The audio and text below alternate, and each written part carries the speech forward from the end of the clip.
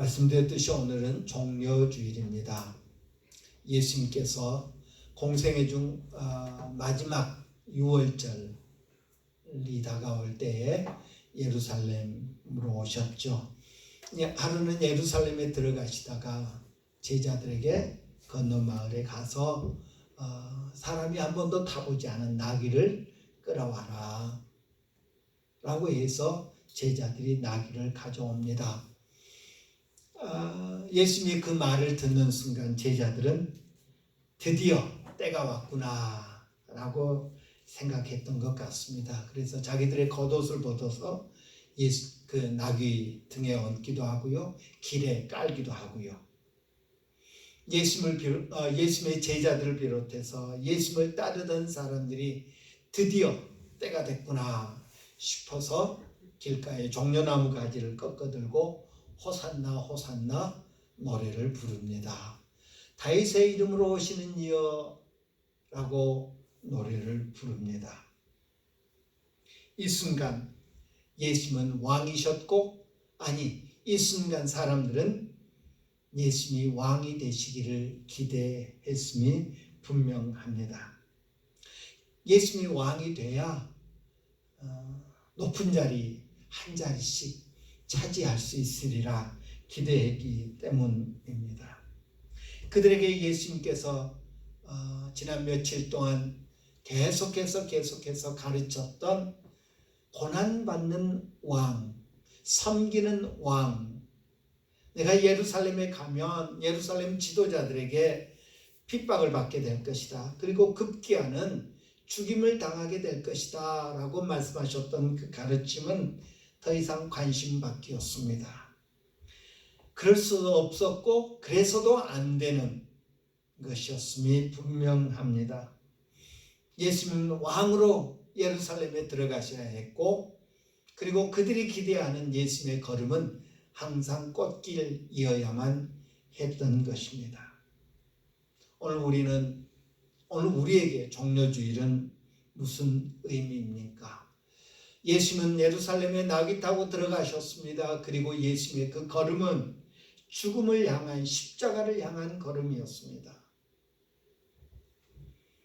오늘 우리가 예수님을 믿고 따르면서 예수님의 제자, 예수님의 종이라고 우리 스스로를 표현하면서 혹시 제자들처럼, 당시 예루살렘 사람들처럼 그런 예수님을 기대하고 있지는 않는가 생각해 봅니다. 일주일에 한 번씩 절에 가서 예불을 드리고, 다른 사람에게 자기는 아무개 교회의 집사라고 직분을 이야기하고, 그리고 세례는 성당에 가서 받는, 그래서 조금이라도 더 많은 사람을 내 편 삼고자 했던 한 정치인의 모습이 우리에게 혹시 있지는 않는지 생각해 봅니다. 예수님이 왕이 되시면, 교회가 세상에서 칭찬받고 높임을 받으면, 교회 다니는 사람들이 많으면 나도 덕을 좀 봐야지 라는 그런 모습이 우리에게 있지는 않는지. 호산나 다윗의 자손으로 오시는 이여 라는 찬양 속에 묵묵히 십자가를 향해 나아가신 주님을, 그 마음을 함께 품고 주님의 뒤따를 준비가 되어 있는가, 우리 자신을 살펴봅니다. 성경에 보면 우리 하나님께, 우리 주님께 반응하는 다양한 사람들의 다양한 모습을 볼 수 있습니다. 페르시아 왕 고레스가 하나님을 알게 되었습니다. 하나님의 뜻을 알게 되었습니다. 예루살렘에 가서 성전을 다시 세우라는 하나님의 뜻을 알게 되었습니다. 그리고 그것을 즉각 바로 왕위에 즉위하자마자 곧바로 사람들에게 알립니다. 선포합니다. 그리고 사람들을 격려하고 그 사람들을 후원하는 것을 우리가 볼 수 있었습니다. 고르스 왕을 통해서 하나님의 뜻을 전해들은 유대인들이 또 곧바로 반응합니다. 보따리를 쌉니다. 짐을 꾸려서 예루살렘으로 가기 위해 일어섭니다. 그런가 하면 이번에는 못 가지만 가는 사람들이 성전을 잘 힘들지 않게 잘 지을 수 있도록 그들이 가진 가장 좋은 것을 들여서 후원하는 사람들도 볼 수 있었습니다. 다 그렇게 반응하면 참 좋겠는데 때로는 하나님의 일을 방해하는 그런 모습도 나오게 됩니다. 에레미야서와 느헤미야서 등을 보면 하나님의 백성들이 예루살렘에 돌아와서 성전을 다시 세우고 또 성벽을 다시 쌓고 성문을 다시 일으키는 그런 일을 할 때에 그 주변 나라 사람들이 온갖 수단과 방법을 가리지 않고 방해하는 그런 모습을 볼 수 있습니다. 페르시아 왕에게 상소문을 올리기도 하고요. 협박을 하기도 하고요. 그리고 싸움을 걸어오기도 했습니다. 성전을 다시 세우고 성벽을 다시 쌓는 일을 방해하려고 합니다. 왜 그랬을까요? 저 사람들이 예루살렘으로 돌아와서 또 더 많은 사람들이 돌아와서 성벽을 다시 쌓고 성전을 세우면 유다가 강해질 것을 염려했습니다. 그도 그럴 것이 성전은 종교의 중심지였습니다. 예루살렘 성은 정치의 군사의 중심이었습니다. 그래서 성전과 성벽이 든든히 쌓여졌을 때 유다는 강해졌던 것입니다. 저들이 저런 일을 하면 강해질 것이고 저들이 강해지면 우리가 피해를 입을 것이다 라는 그런 생각에 그들은 성벽을 재건하는 일을 방해하려고 합니다. 자신들의 유익을 위해서, 자신들의 안전을 위해서 하나님의 일을 방해하는 그런 모습을 볼 수 있습니다. 오늘 우리의 형편은 어떻습니까? 코로나19로 인하여 사회적 거리두기 운동이 전개되고 있습니다. 주일날이면 오늘 또 오겠습니다마는 그 공무원들도 참 못할 일이지요. 교회마다 찾아가서 어떻게 예배드리는지 살피고 지도하고 하는 일을 합니다. 그런데 그 공무원들이 홍대 앞 거리로, 홍대 앞 클럽으로 이렇게 가서 관리 감독하더라. 저 강남의 클럽들로 가서 모이지 못하게 거리 뛰고 춤추게 하더라. 그런 소리 들어보지 못했습니다. 언론은 왜 주일에 드리는 예배가 집단 감염을 일으킨다는 보도만 할까요? 왜 성문을, 성벽을 다시 일으키고 다시 세우고 다시 쌓는 것을 막으려고 했던 그런 사람들의 모습과 혹시 같은 이유는 아닐까? 예수는 공생의 끝자락에서 자신이 예루살렘에 가서 지도자들에게 핍박을 받고 죽임을 당할 것이라고 제자들에게 가르쳤습니다. 물론 제자들은 예수님의 말씀을 다 이해하지 못했습니다. 그럼에도 불구하고 나사로가 죽어서 깨우러 가야 되겠다고 했을 때 디두모라고 하는 도마는 주와 함께 죽으러 가자라고 했습니다. 반면에 가룟 유다는 예수님을 팔기 위해서 밤에 예수님 곁을 떠나는 그런 모습도 보입니다. 예수님이라고 하는 그분에 대해서 선생님이라고 불렀던 랍비라고 불렀던 그분에 대해서 저분과 함께 죽자라고 하는 제자가 있었던가 하면 자신이 랍비라고 부르던 선생님을 팔기 위해서 밤에 나갔던 제자도 있더라 하는 것입니다. 똑같은 일에 사람들은 다양한 반응을 보입니다. 어떤 반응은 옳은 반응이요, 어떤 반응은 잘못된 반응입니다. WHO가 코로나19를 팬데믹, 즉 감염병 세계 유행으로 선포한 후에 유례없는 현상을 우리는 보고 있습니다. 어제 오후 4시 현재 210국에서 발생한 코로나19 확진자가 111만 8,403명이었고 그 중에 59,228명이 사망에 이르렀다는 통계가 있습니다. 우리나라도 156명의 확진자가 발생했고 177명이 사망하였습니다. 메르스 또 사스 같은 감염병을 겪었던 우리나라는 또다시 전염병이 이렇게 확산될 수 있다 하는 그런 가능성을 대비해서 시뮬레이션을 했답니다. 그리고 중국 우한에서 감염병이 그때 우한 코로나라고 그랬죠. 발생하자마자 곧바로 진단 키트를 개발했고 그래서 우리나라에 바로 적용할 수 있었습니다.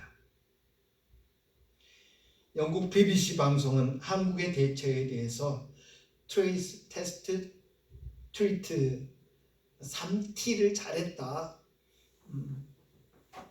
추적, 검사, 치료를 잘했다. 그 BBC 방송에서 확진자 발생 추이를 그래프로 그리고요. 또 사망자 그 발생 추이를 그래프로 그리고 이야기하기를 사우스 코리아, 대한민국의 그래프는 참 아름답다. 다른 나라는 아주 수직적으로 거의 수직적으로 상승 곡선을 그리는데 우리나라는 아주 완만한 발생이 이루어지고 있음을 이야기하면서 한국의 그래프는 참 아름답다라는 그런 표현을 하였습니다.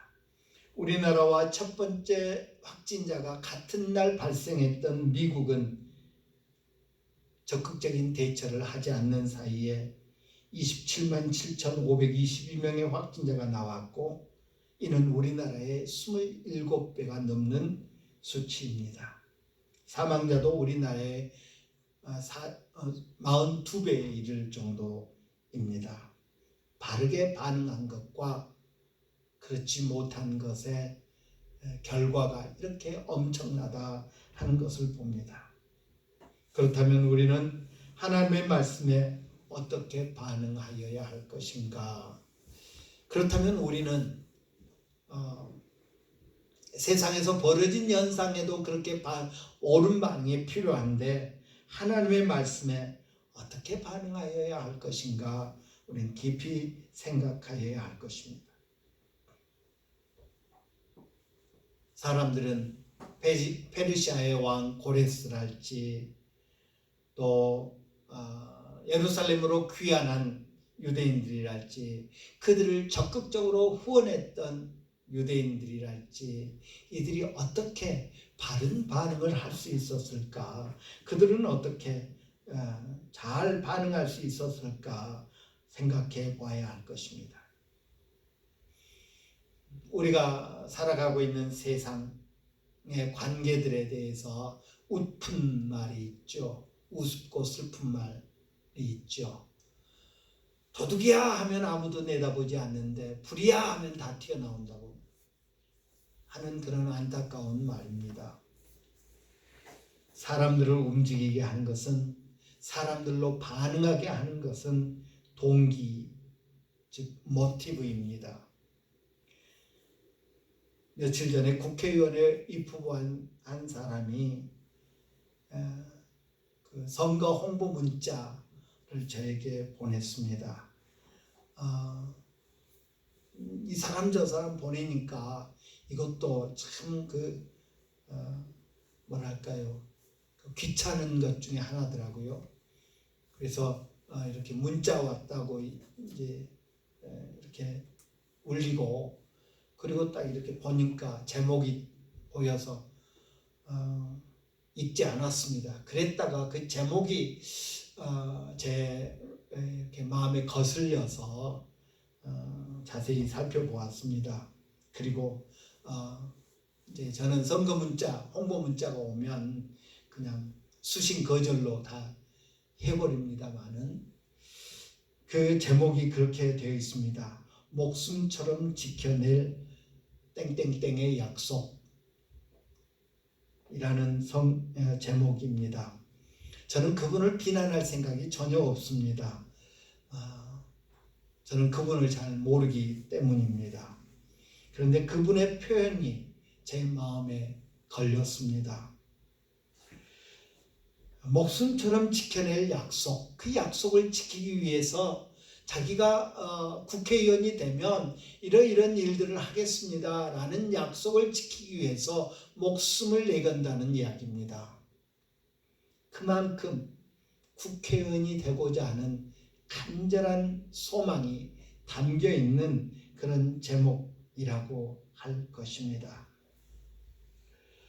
사람들을 움직이게 하는 여러 가지 동기가 있습니다. 우리는 어떻습니까?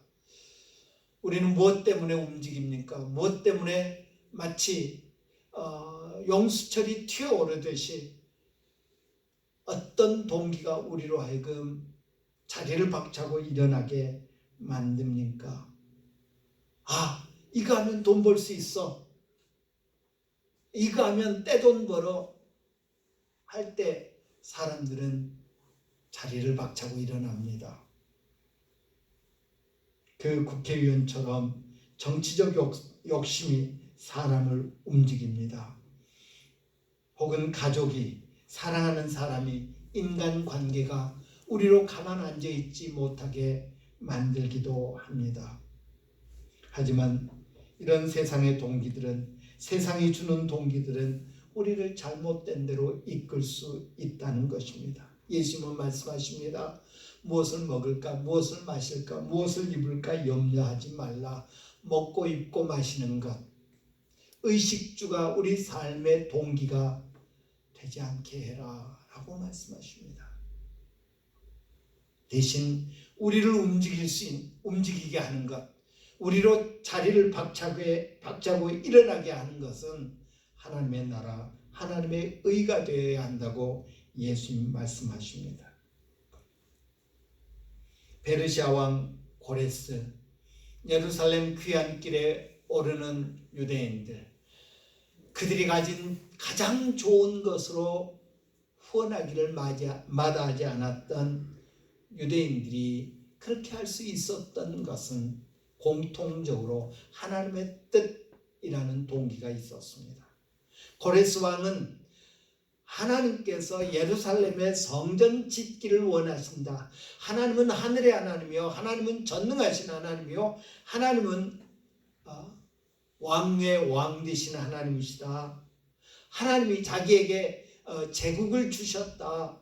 하나님을 알게 되었고, 그 하나님이 예루살렘의 성전 짓기를 원하신다. 하나님의 뜻을 알았습니다.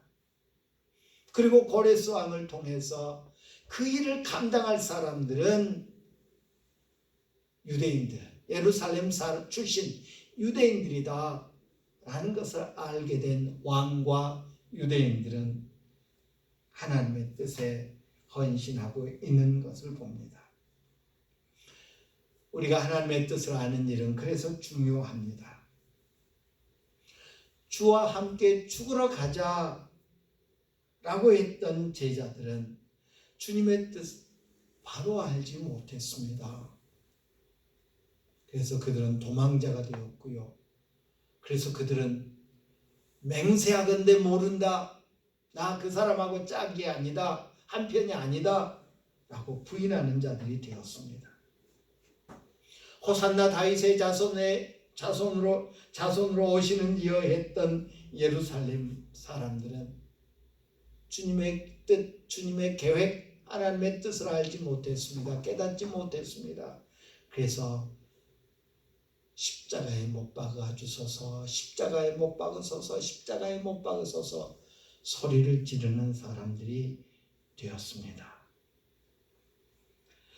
하나님의 뜻이, 하나님의 계획이 우리를 움직이게 하는 동기가 되게 하여야 합니다. 하나님의 말씀 때문에 주님의 뜻이 깨달아져서 용수철처럼 튀어오르는 우리들이 되게 하여야겠습니다.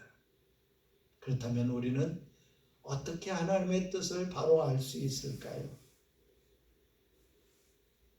성경에 나타난 하나님의 일꾼들, 하나님의 사람들은 하나님의 영의 감동을 받은 사람들이었습니다. 자리에 앉아 있을 수 없어서 자리를 박차고 일어섰던, 그리고 하나님의 일에 헌신했던 사람들의 공통점은 하나님의 영의 감동을 받은 사람들이더라라는 것입니다. 오직 성령이 너희에게 임하시면 너희가 권능을 받고, 성령은 능력입니다. 성령은 힘입니다. 성령은 파워입니다. 변화시키는 능력이요, 깨닫게 하시는 능력입니다. 하나님의 성령은 하나님의 뜻을 가장 잘 아시는 분이기에 우리를 바르게 인도하십니다. 우리로 하여금 주님께 바르게 반응하게 하십니다. 그래서 바울 사도는 데살로니가 교회에 성령을 소멸하지 말아야 된다. 성령께서 깨닫게 하시는 것을 무시하지 말아라. 성령께서 알려주시는 것을 무시하지 말아라 라고 말합니다.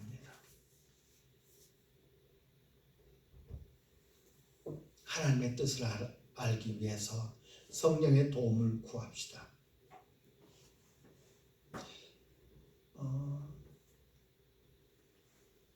야고보 사도는 당시 유대인들을 향해서 이렇게 말합니다. 들으라, 너희 중에 말하기를 오늘이나 내일이나 우리가 어떤 도시에 가서 거기서 1년을 머물며 장사하여 이익을 보리라 하는 자들아, 내일 일을 너희가 알지 못하는도다. 너희 생명이 무엇이냐? 너희는 잠깐 보이다 없어지는 안개니라 라고 하였습니다. 우리 인생을 잘 묘사해주는 그런 대목입니다. 해가 뜨면 없어져 버리는, 사라져 버리는 아침 안개가 저녁을 위해서 뭔가 계획을 세운다는 것,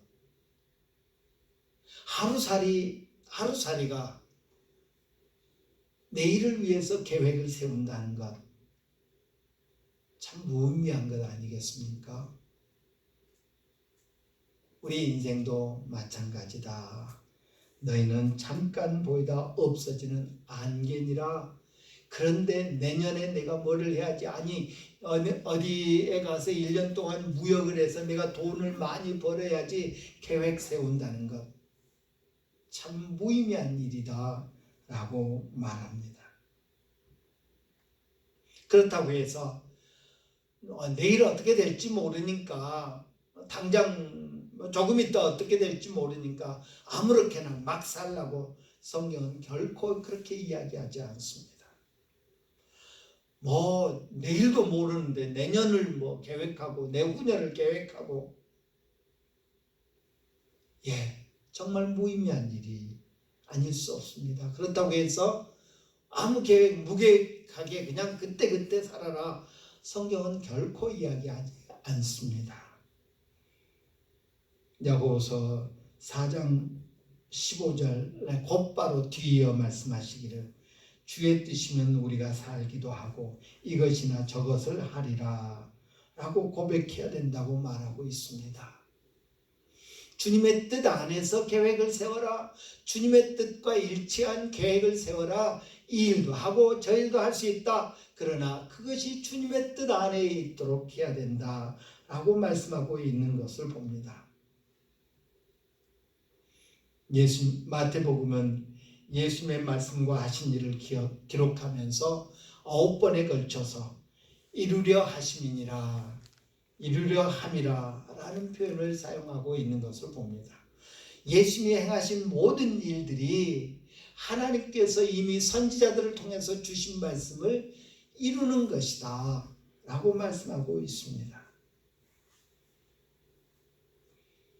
예수님은 철저하게 하나님의 뜻에 순종하는 삶을 살았습니다.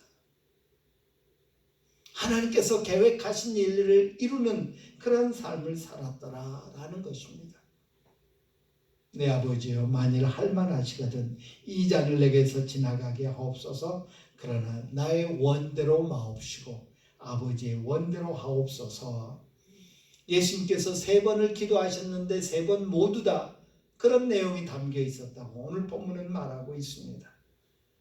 예수님이 가장 우선순위에 두었던 것은 내가 원하는 것이 아니라, 내 계획이 아니라 아버지가 원하는 것, 아버지의 뜻이었다 라고 말씀하고 있습니다. 고레스 왕이 떠나는 유대인들이, 남아있는 유대인들이 모두 다 하나 되어서 주님의 일을, 하나님의 일을 감당할 수 있었던 것은 그들이 원했던 것이 아니라 하나님이 원했던 것. 성전을 다시 세워라, 성전을 다시 건축해라 라는 하나님의 뜻을 깨닫고 그 하나님의 뜻에 순종했기에 왕과 혹은 떠나는 사람, 남은 사람들이 마음을 같이 할 수 있었습니다. 하나 되어서 주의 일을 이룰 수 있었습니다. 나의 유익과 나의 안위를 위해서 억지로 하나님의 뜻을 내게 맞추고 그것을 합리화하려고 하는 그런 시도, 그런 노력을 하지 맙시다. 내가 원하는 대로 하면서 이게 하나님의 뜻이라고, 이게 하나님이 기뻐하시는 일이라고 나를 합리화하는 그런 어리석음이 없애야겠습니다. 야고보 사도가 고백했던 것처럼 주의 뜻이면 우리가 살기도 하고 이것이나 저것을 하리라 하는 말씀을 우리 마음에 새깁시다. 성전을 다시 세우라, 무너진 곳을 다시 쌓아라 라고 하신 주님의 뜻을, 주님의 말씀을, 주님의 계획, 주님의 뜻을 깨달았던 사람들이 그 뜻에 헌신하였던 그 모습을 본받는 그런 우리들이 되어야 될 줄 믿습니다. 지금 이 시간 우리 삶에 우리를 향한 하나님의 뜻, 하나님의 계획을 발견하는 그리고 순종하는 우리들이 되어야 될 줄 믿습니다. 기도합니다. 신실하시고 자비로우신 참 좋으신 내 아버지 하나님, 오늘도 주님의 말씀 앞에 섰습니다. 하나님, 말씀을 듣고 흘려버리는 저희들 되지 않게 하여 주시고 말씀을 늘 붙잡고 묵상하며 그 말씀이 우리 삶이 되도록 우리를 도와주시옵소서. 주님의 뜻을 깨닫게 하여 주시고 주님의 뜻이기 때문에 이해되지 않아도, 순종하기 어려워도 그 뜻에 나를 맞추는 그런 우리 한 사람 한 사람 다 되도록 역사하여 주옵소서. 예수님의 이름으로 기도합니다. 아멘.